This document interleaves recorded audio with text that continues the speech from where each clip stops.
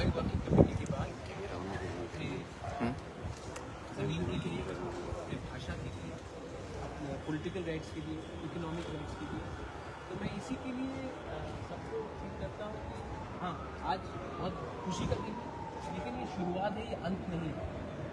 और अगर हमें आगे काम करना है तो यहाँ में मेरे साथ मिस्टर वी के रामपाल है, हमारे साथ हमारे IPFT के मिनिस्टर शुक्ला नोआकिया है, हमारे चेयरमैन साहब जगदीश बाबू हैं, हमारे समाज पार्टी से रिप्रेजेंटेटिव दिलीप देवर्मा है, काउंसिल ऑफ टिकासा होना।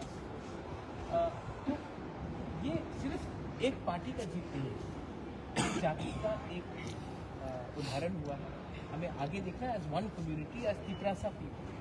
And today I feel my grandmother had signed instrument of merger and we became a part of India. After that, her grandson has signed. That time, my grandmother signed it with the Home Minister of India, Sardar Patel. And today, we have signed something which is historic with the Home Minister of India. And we should be mature, responsible, and look ahead and still work hard. It is too early to celebrate. We have to be happy, but we have to keep on working hard, because if you celebrate too much, you tend to take things very easily and then work does not get done. What is clear in the MOU? The MOU accepts the historical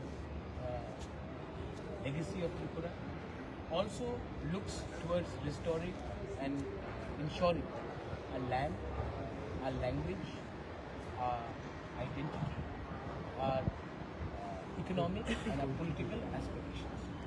Any time frame given? Yes, the time frame has been given. Let the Mr. A.K. Mishra tell you, but the time frame has been given. We don't want this to drag on. It will be done as soon as possible. So any package? All this will be discussed subsequently. The idea is to ensure rights. Money will come, but first we have to ensure rights have to come.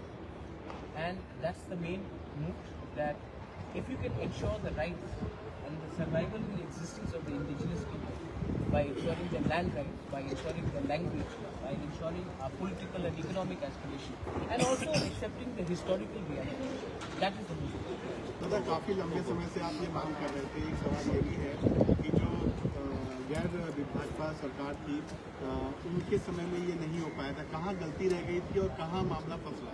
मैं इतिहास में जो कांग्रेस ने क्यों नहीं किया, BJP क्यों कर रही है, ये मैं इसमें जाना नहीं चाहूँगा। ये उनकी थिंकिंग होगी।